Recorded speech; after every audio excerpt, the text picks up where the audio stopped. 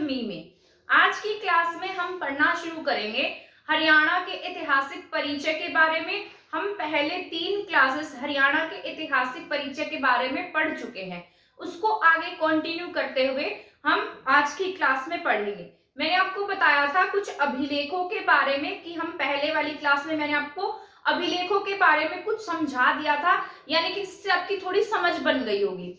आज की क्लास में मैंने जितने भी अभिलेख थे वो सभी यहाँ पर डिटेल के साथ में लिख दिए हैं, ठीक है। इससे पहले भी वैसे मैंने एक अभिलेख की क्लास करा रखी है, पर उसमें मैंने ट्रिक के साथ में याद कराया था, वो आपके एग्जाम के पॉइंट ऑफ व्यू से था। ये आपका पूरा फुल एक्सप्लेनेशन के साथ में होगा, आप चाहे तो इसको देख सकते हैं, अपनी नोटबुक में नोट कर सकते हैं, ठीक है। करते हैं हमारी आज की क्लास।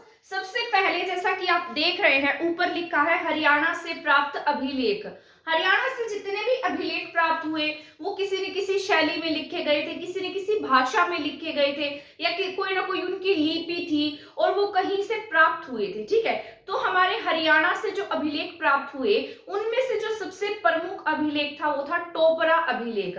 वही मैंने सबसे ऊपर लिखा भी है टोपरा अभिलेख। कल मैंने आपको टोपरा अभिलेख के बारे में ऐसे थोड़ा सा समझाकर बता दिया था और कहा था कि कल की क्लास में हम इसको समराइज करके पढ़ लेंगे। जो टोपरा अभिलेख है ये किसके समय का अभिलेख है आपको पता है। हमारे इंडिया में जो अभिलेख लिखवाने का कार्य है वो अशोक के समय में ज्यादा, मतलब अशोक के समय में प्रचलित हुआ था। अशोक ने अपने बहुत सारे स्तंभ बनवाए, ठीक है, अभिलेख लिखवाए और स्तूप बनवाए। उनमें से हमारे यहाँ पर टोपरा का जो अभिलेख है वो अशोक के समय का अभिलेख माना जाता है, ठीक है। ऐसा माना जाता है किसके समय में बनाया गया, ये अशोक के समय का था, जिसका नाम है टोपरा अभिलेख। इस पर उस समय के 7 अभिलेख अंकित हैं, ठीक है। मतलब इस तरीके से ये टोपरा का अभिलेख है और इस पर यहाँ क्या है, इस तरीके से 7 अभिलेख बनाए गए हैं, ठीक है। और वो जो अभिलेख है ना उसमें से 4 अभिलेख अलग अलग डायरेक्शन को बताते हैं। इस तरीके से मान लीजिए 3 तो ऐसे पैरेलल सीरीज में बनाए गए हैं और 4 ऐसे मान लीजिए, एक इस डायरेक्शन में, एक इस डायरेक्शन में, एक इस डायरेक्शन में और एक इस डायरेक्शन में है। तो क्या है, ये अलग अलग डायरेक्शन में बनाए गए हैं और 3 क्या है, अलग अलग सीरीज, मतलब ऐसे पैरेलल में है। और 4 कैसे हैं ये, मतलब इस तरीके से अलग अलग दिशाओं को दिखाते हैं। अब बात करते हैं हरियाणा का जो सबसे प्राचीन या सबसे पुराना अभिलेख है, तो उसमें कौन से अभिलेख का नाम आता है, आपके टोपरा अभिलेख का नाम आता है। तो अब आपसे एग्जाम में अगर पूछता है कि बताइए हरियाणा का जो सबसे प्राचीन अभिलेख है उसका क्या नाम है, ठीक है, तो वो कौन सा हो जाएगा, आपका टोपरा अभिलेख जो है आपके हरियाणा का सबसे प्राचीन अभिलेख है, ठीक है। तो आपको यही टिक करना होगा एग्जाम में। और बात की जाए टोपरा की, जब टोपरा बनाया गया था तब ये कहां पर था, हमारे अंबाला में था। कहां पर था, अंबाला में, ठीक है। और आज टोपरा जो जगह है वो कहां पर है, आपके यमुनानगर में है। कहां है, यमुनानगर में। और अब बात करते हैं, वैसे आपके जो ये अभिलेख था इसको बाद में उखड़वाकर फिरोज शाह तुगलक कहाँ ले गया, दिल्ली में ले गया था, ठीक है।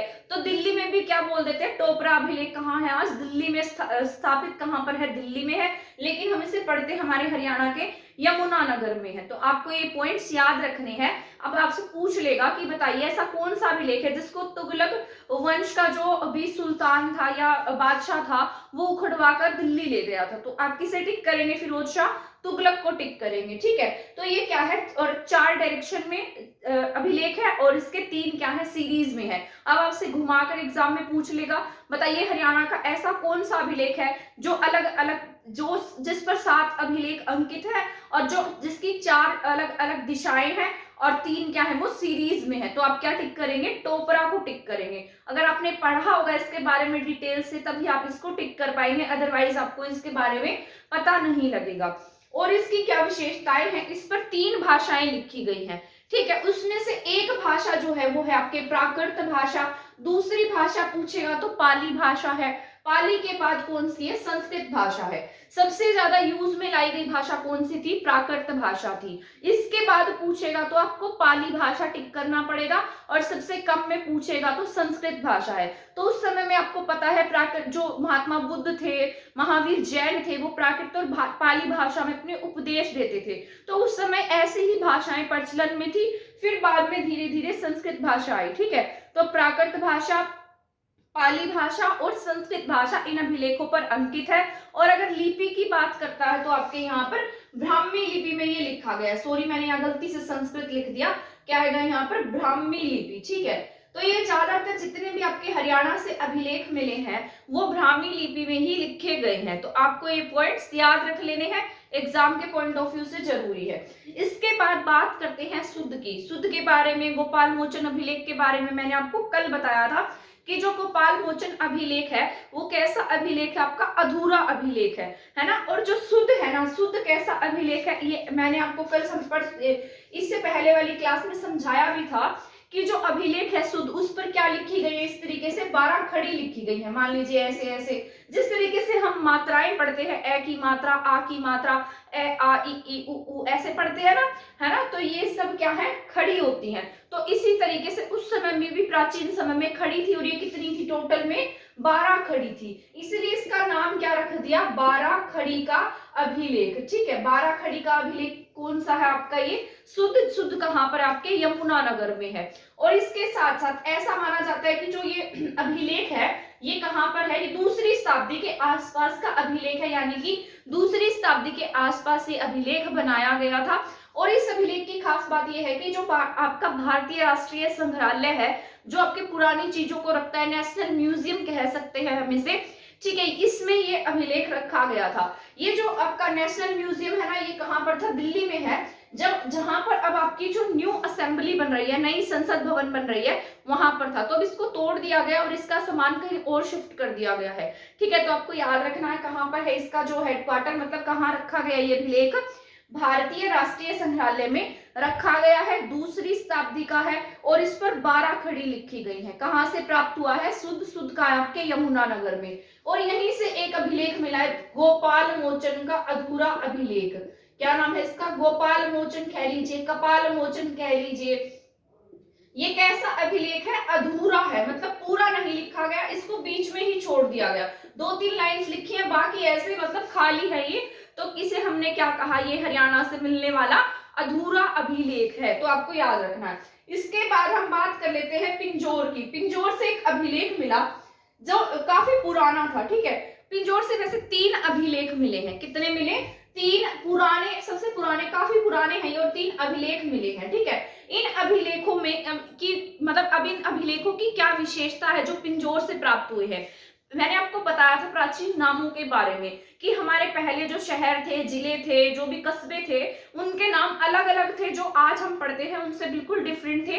तो इसमें क्या कहा गया है कि जो आपका पिंजौर है, पिंजौर का जो पहले नाम था वो क्या था, पंचपुरम था। ठीक है, जिसे आज हम पिंजौर के नाम से जानते हैं। जैसे आपका कालका था, कालका को क्या कहा जाता था, कालकूट कहा जाता था। उसी तरीके से जो पिंजौर है, पिंजौर का नाम पहले क्या था, पंचपुर था। और ये कौन से अभिलेख से हमें पता लगा है, जो पिंजौर से 3 अभिलेख मिले हैं, उनमें से किसी एक अभिलेख में पिंजौर का नाम क्या लिखा गया, पंचपुर लिखा गया है। और मैंने आपको बताया था हमारे यहाँ पर जो आद्य ऐतिहासिक काल था, आद्य ऐतिहासिक काल के बारे में भी मैंने बताया था कि वो काल होता है जिसमें, मतलब जिसके बारे में, जहां पर जो मानव था वो कैसी फॉर्म में रहता था, आदि मानव की फॉर्म में रहता था, बस जंगलों में घूमता और खाने पीने तक ही सीमित था। इसको बहुत ज्यादा उस समय ज्ञान नहीं था, यानी कि किस तरीके से जीवन जिया जाता है उन सब के बारे में इसको जानकारी नहीं थी। जो मनुष्य था वो जानवरों की तरह जीवन व्यतीत करता था।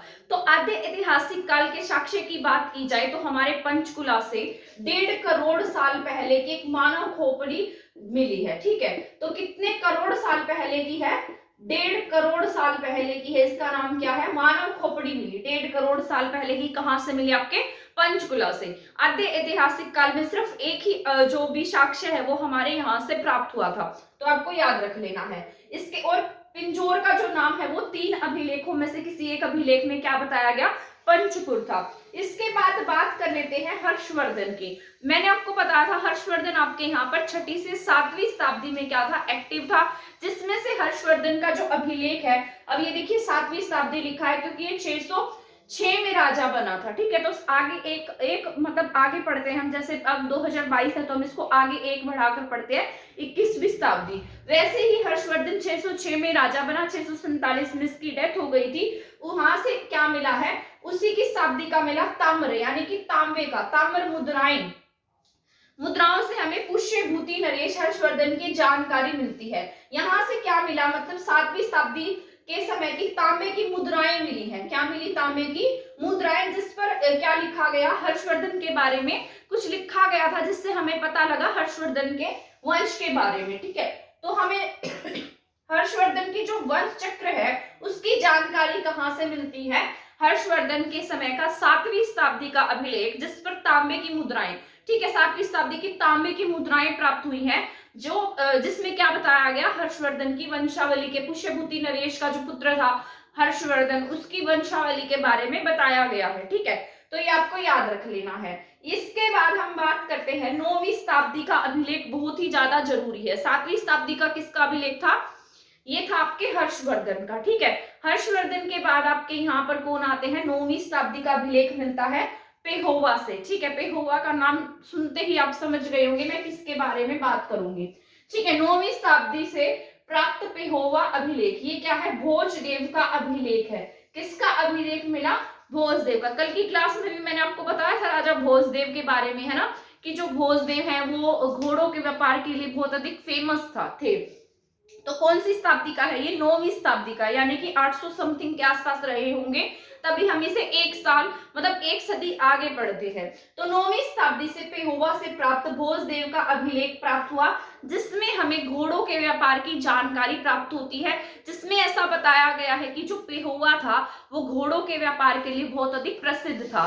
ठीक है, तो आपको ये पॉइंट्स जो है वो क्या करने हैं, याद रख लेने हैं, चाहे तो आप इसको नोट भी कर सकते हैं। ठीक है, तो अगर आपसे पूछ ले बताइए ऐसा कौन सा अभिलेख है जिसमें ऐसा घोड़ों के व्यापार का जिक्र किया गया है, तो पेहोवा अभिलेख है। पेहोवा आपके कुरुक्षेत्र में है। इसके बाद बात कर लेते हैं भोज और प्रतिहारों के बारे में। अब भोज और प्रतिहारों का उल्लेख जो है वो सिरसा से पता लगता है। सिरसा से प्राप्त एक अभिलेख मिला हरियाणा के सिरसा से, जिसका नाम था भोज प्रतिहार। क्या नाम था इसका? भोज प्रतिहार। तो अब अगर आपसे पूछे भोज प्रतिहार अभिलेख कहाँ से प्राप्त हुआ है, तो आपके सिरसा से प्राप्त हुआ है। ठीक है, इस और इतिहास शैव संप्रदाय के पशुपति पंथ पर इसमें प्रकाश डाला गया है। इसमें किसके बारे में बताया गया है? पशुपति नाथ के बारे में बताया गया है, जो आपके कहाँ से प्राप्त हुआ है? सिरसा से प्राप्त हुआ है। भोज प्रतिहारों के समय का है। शैव संप्रदाय के जो भी प्रमुख रहे पशुपति नाथ, उनसे संबंधित है। ये धार्मिक क्या है? अभिलेख है। तो आपको क्या करना है? इसको याद रख लेना है। इसके बाद मैंने लिखा है मोहनबाड़ी। मोहनबाड़ी कहाँ है? आपके झज्जर में है। कहाँ है?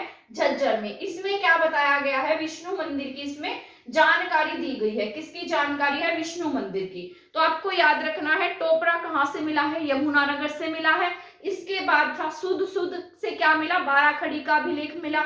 इसके बाद पिंजोर, पिंजोर से 3 अभिलेख मिले, जिसमें पिंजोर का नाम क्या बताया गया? पंचपुर बताया गया है। हर्षवर्धन 7वीं शताब्दी में था, यहाँ से इसकी ताम्र मुद्राएं मिली, जिसमें इसकी वंशावली के बारे में लिखा गया है। इसके बाद पेहोवा से 9वीं सदी का अभिलेख मिला, 9वीं शताब्दी का अभिलेख मिला, जिसमें घोड़ों के व्यापार का जिक्र देखने को मिलता है। इसके बाद बात करते हैं भोज और प्रतिहारों की, जिसमें पशुपतिनाथ शैव संप्रदाय के जो प्रमुख थे उनके बारे में जानकारी मिलती है। तो यहाँ तक जितने भी कंप्लीट मैंने आपको पढ़ा दिए हैं, पहले वाली क्लास में मैंने आपको पूरे ट्रिक के साथ में समझाए हुए हैं। अगर आपका मन करे तो आप उस क्लास को देख सकते हैं। इसके बाद है अग्रोहा। अग्रोहा से क्या प्राप्त हुई? ये बहुत जरूरी है आपका, ये सभी जानते हैं। अग्रोहा अगरो की राजधानी थी। ठीक है, किसकी राजधानी थी? अगरो की। इससे नेक्स्ट क्लास जो रहेगी वो रहेगी हमारी कि अगरो का उदय कैसे हुआ, अर्जुनायन कौन थे, ठीक है, कुनिंद कौन थे, कनिष्क कैसे हमारे यहाँ पर आया, कुषाणों ने हम पर कैसे आक्रमण किया और हमारे यहाँ पर कैसे शासन स्थापित किया। और इसके बाद एक क्लास में मैं आपको पढ़ाऊंगी कि यहाँ पर कौन से स्थल की खुदाई कब हुई है या कौन सा प्राचीन है, किस पर सबसे ज्यादा पहले शोध कार्य शुरू हुआ था। ठीक है, तो वो भी हम पढ़ लेंगे, पर आज की क्लास में मैं आपको ये अभिलेख कंप्लीट पढ़ा दूंगी। तो अग्रो से प्राप्त जो टैबलेट है वो कहाँ से मिली है? अग्रोहा से। कहाँ से मिली है? अग्रोहा से मिली है। अग्रोहा जो था, अग्रो की क्या था?